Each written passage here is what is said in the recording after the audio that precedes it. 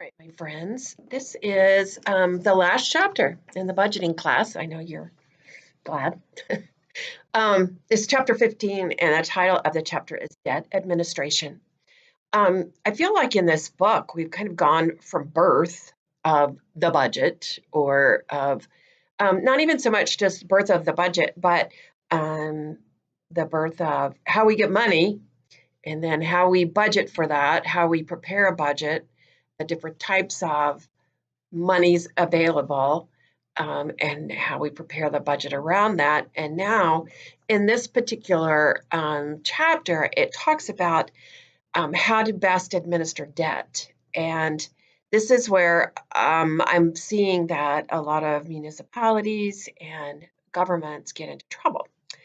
I chose to start the chapter. I jumped over and I put the instructions in there. We're going to start with state and local government on page 682.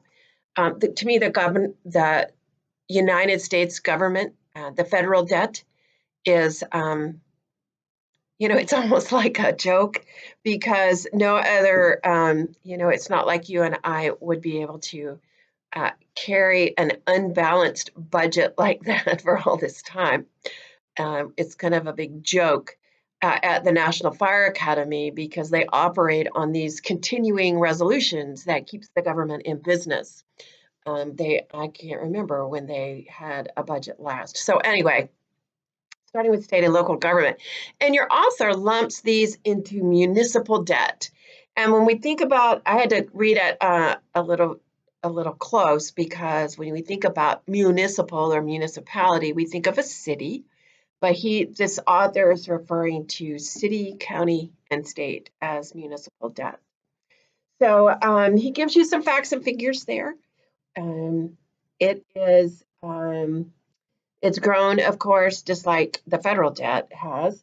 It's the product of borrowing by states, counties, municipalities, townships, school districts, and special districts. So that's what he means by municipal debt. And that distinguishes it from corporate or federal issues. And so we're not talking about, a company's debt. It is these municipalities or governmental agencies that have borrowed that money. He lets us know that this debt's long term. It's not. In many situations, it's not a 2 or 3 year. We're going to talk about lease purchase, and I think that's something that we're probably a lot familiar with. Municipal debt can either be full faith and credit debt, or it can be non-guaranteed, which means it has limited liability. Full faith and credit obligations have an unlimited claim on the taxes and other revenues of the issuing unit.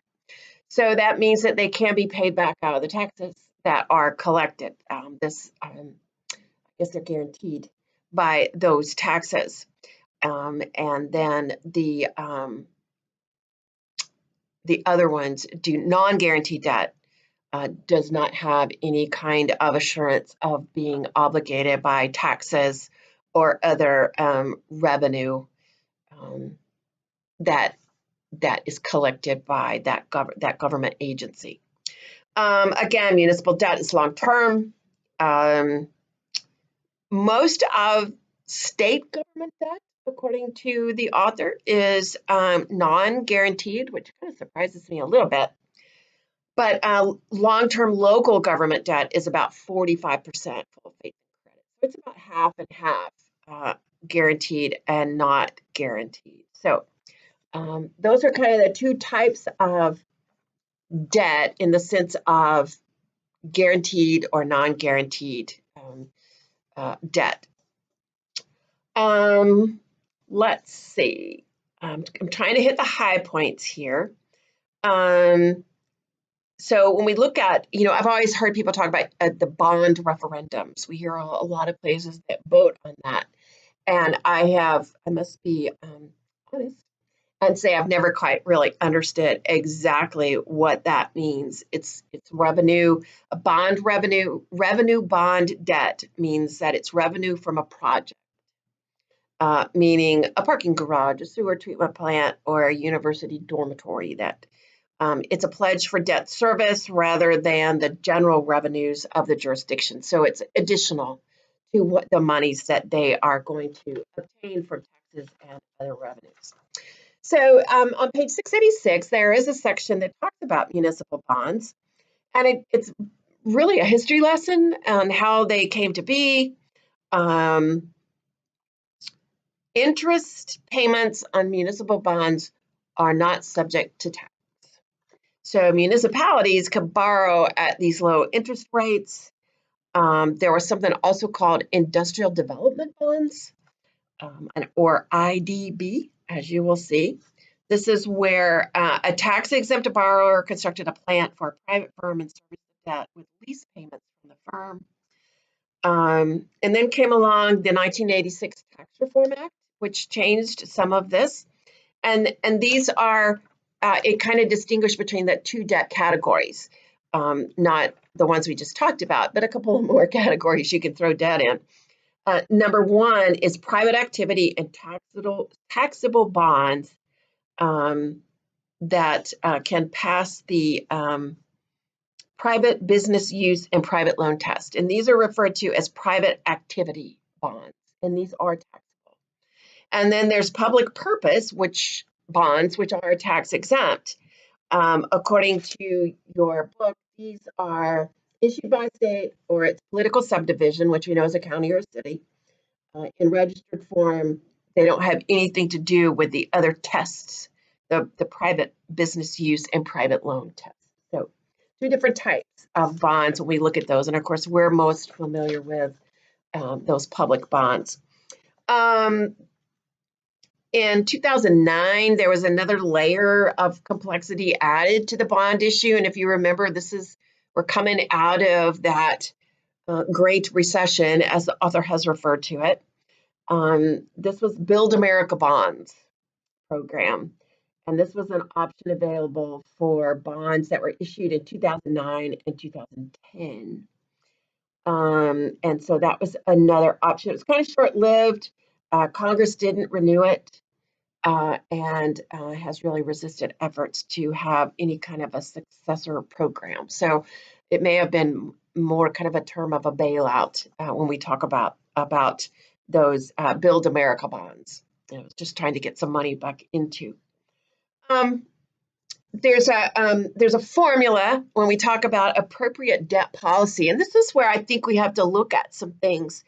Remember that we talked about a few chapters back how when we look at, I think it was in the capital budgets chapter, that's projecting into the future and future debt. And so we have to look at this when we look at long-term debt like bonds. That's projecting again into the future. And so if we acquire the funds today, where the people that are using them, the people that are going to use them are most likely today or maybe next year, but the debt has to be repaid sometime in the future. And so that's where you have to be very careful, because borrowing commits future funds. And we have, think about our own budgets and our own financial situations, and we look at that. So debt has to be issued with care, just like, we can get ourselves into heavy debt where we enjoy it today, but we're still paying for it 10 years from now, and we're not enjoying it anymore. And so your book makes a great, and when I was reading this, I was thinking about buying a car. And today, you can get a car loan for, I think, 10 years. And how many of us keep a car that long? I don't know. I did. But most people don't. Do the cars last 10 years? And so that's what the book is saying, is that we have to make sure is that the debt should not be issued with a maturity that's longer than the project's useful life. If I'm trying to think, a water system, if you're going to update the water system and in 10 years you're going to have to update it again, you want to make sure that that bond debt is retired within that first 10 years because you don't want to be paying for both of it. So if the debt life exceeds the useful life, then the real cost has probably been underestimated, and you're not able to pay it back. So just as with our own personal budgets, again, we have to make sure that governments have to make sure that they don't get upside down in their loans and in their debt service, because it can, as we talked about, public officials, they're here for today, they care about today, they want to get elected, they're not really thinking about 10, 20 years from now, at the debt that still may be existing. So this is not to say that debt is not an appropriate financing medium, but just like, again, with an individual, it has to be handled carefully and with caution. There's a section in the book on bond values, and again, there's some cute formulas there that we've looked at in previous units that we talked about, where we got the value received in the future and the value that's received now and the market rate of interest versus a number of years. So that was in chapter 7. So there is some mechanic to filling out or deciding how much a bond is worth. Once the decision has been made to borrow money, then there has to be decisions made about how are we going to structure that debt. And there's a variety of ways that we can do that. One is, or decisions too, that have to be made. One decision, how are we going to secure it? And what are the terms of the maturity? So do we want to do the full faith and credit bonds? Do we want to do revenue bonds? Revenue bonds may be desired because of the legal restrictions that are placed on full faith and credit debt. It should, of course, the debt maturity should coincide with the project life. Some other issues that we certainly may want to think about is, how the debt maturity may determine the overall interest rate, or the interest cost, I guess I should say, because there is that rate, just like with anything else. There's a correlation between those two things, the length of the debt as well as how much interest are we going to pay on that. There's something called a call provision, C-A-L-L provision. He talks about this on page 694 in your book. A call provision in a debt issue allows the borrower to repay the debt before the normal maturity. So, think about this as with your mortgage. Can you prepay it or not prepay it? And that's what this is kind of referring to. Of course, this is not very attractive to lenders or to those that are financing the bond, because they're not going to get the full rate of interest. So that may not be the most successful thing.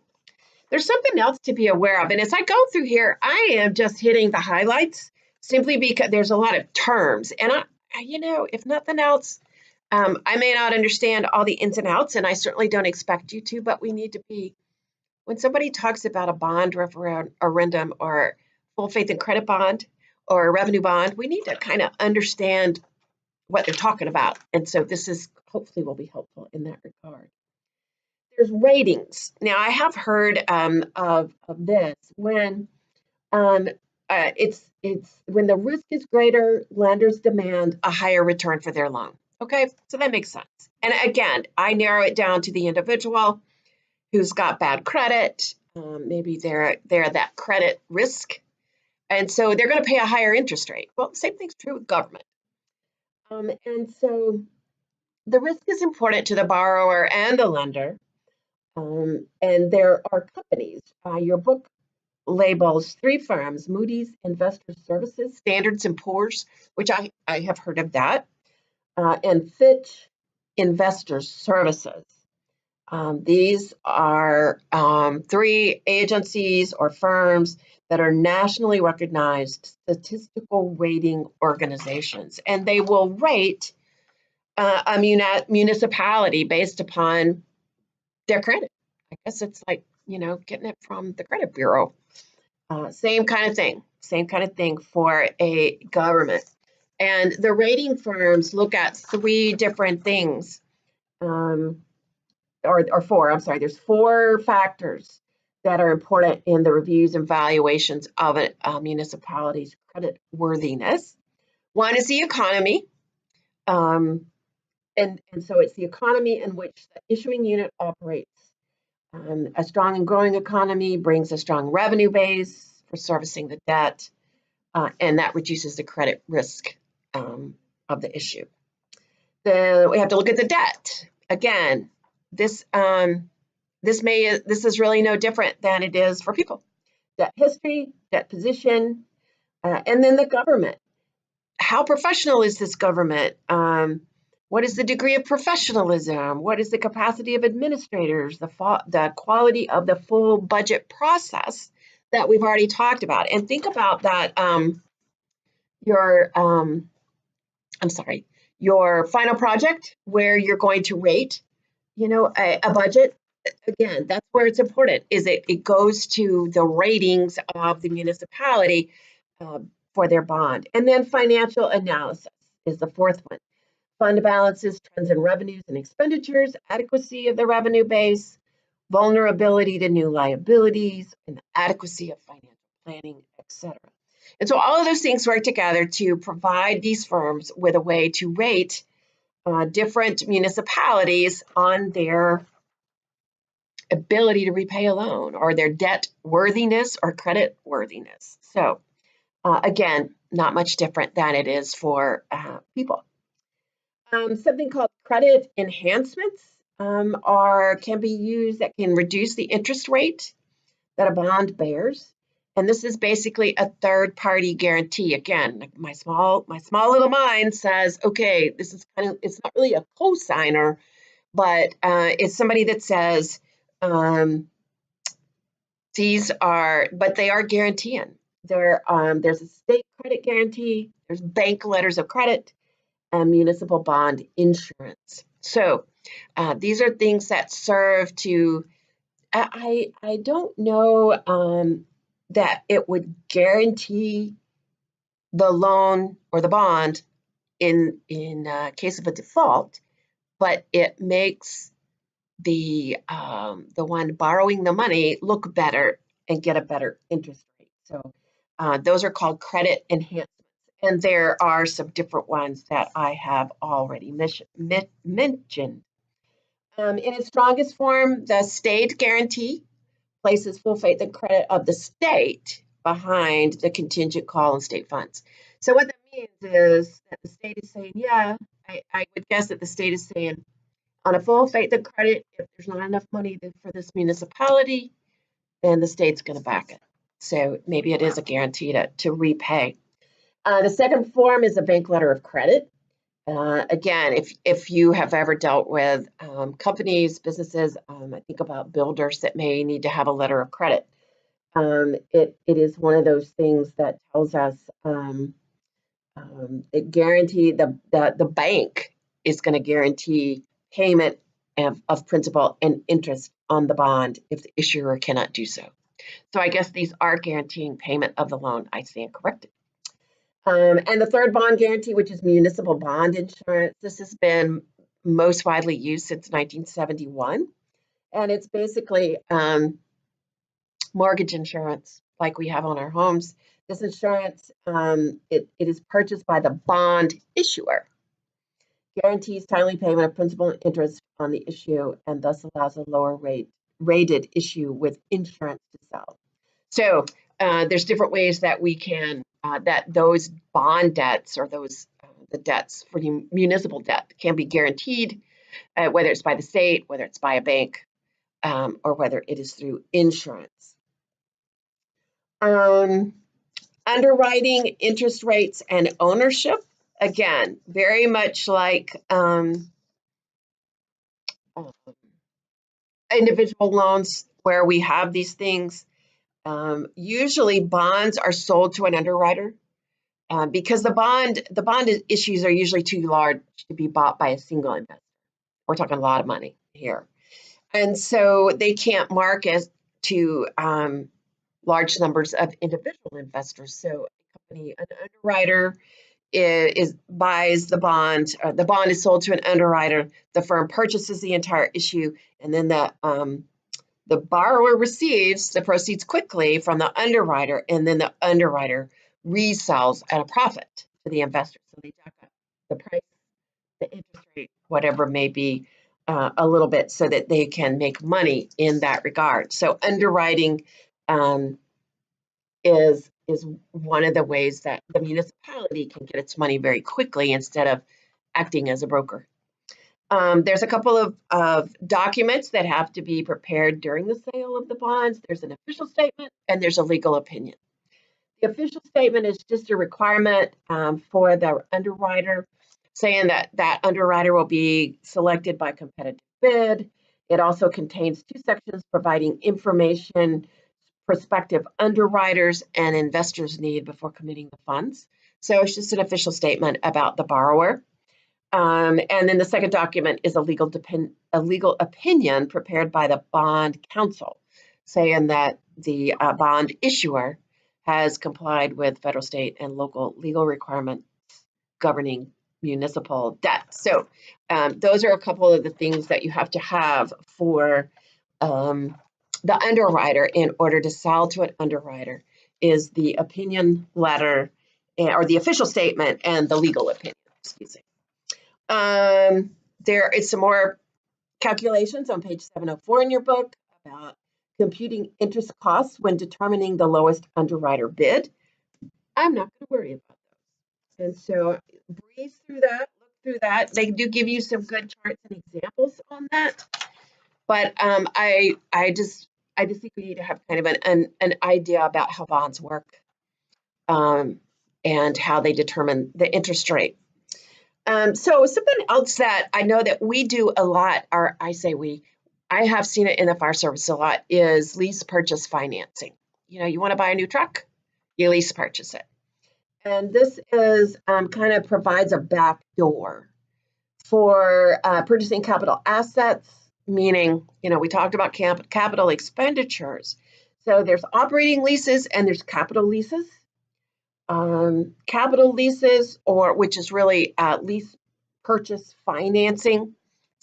It's basically an installment purchase. The government buys a property through installment payments over a given period of time, like buying a car, except much more money than that probably. But with the capital leases, the government carries the equipment on its books. So it's like it owns it. It's part of their inventory.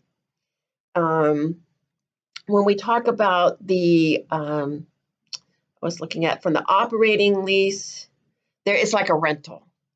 At the end of the operating lease, the lease equipment is returned to the lessor. So it's like leasing a car. At the end, you turn it back. So capital leases are what we see most of the time.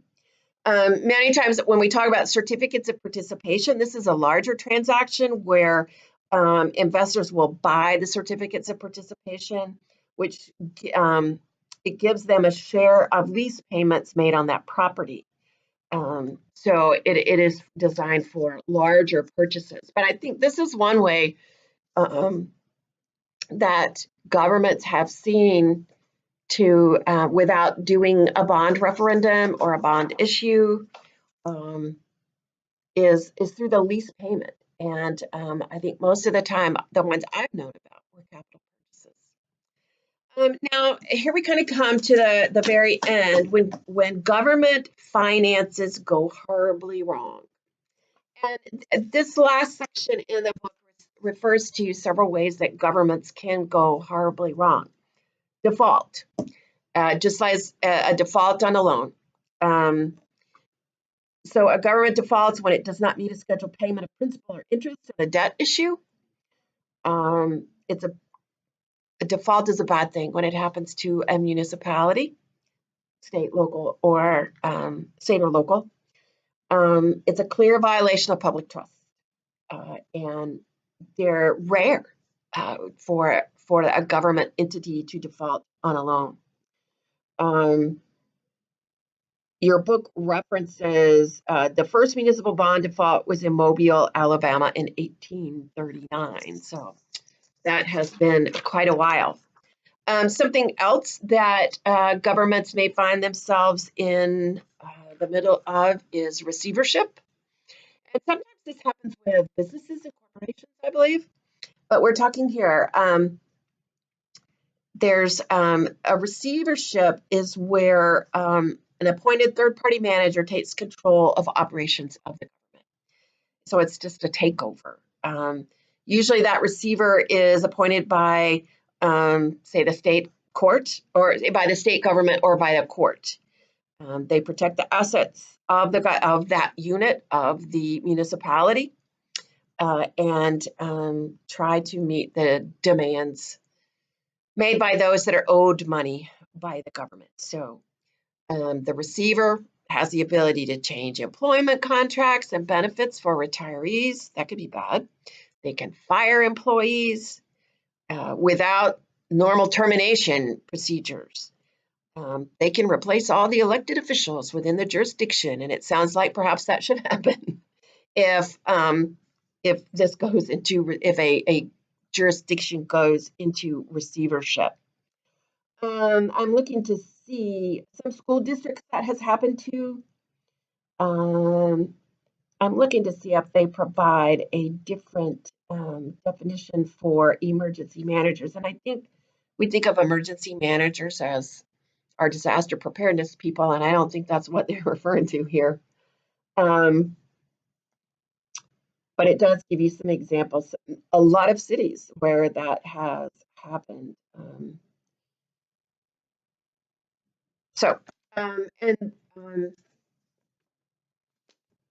Bankruptcy, that is something we've heard of somewhat recently. Of course, it happened a lot in the 1930s after the Great Depression. Municipalities can declare bankruptcy under Chapter 9. For individuals, it's 7 or 11. And for the government, it's Chapter 9. Only municipalities fall under that bankruptcy process. It often happens as a result of poor decisions that were made by the managers, obviously, and the elected officials. It could happen by corruption, can also lead to bankruptcy. It may or may not involve debt service. It could just be poor management for the poor people that have lived in a jurisdiction. The rules are less defined for a municipal bankruptcy as they are for corporate or individual. The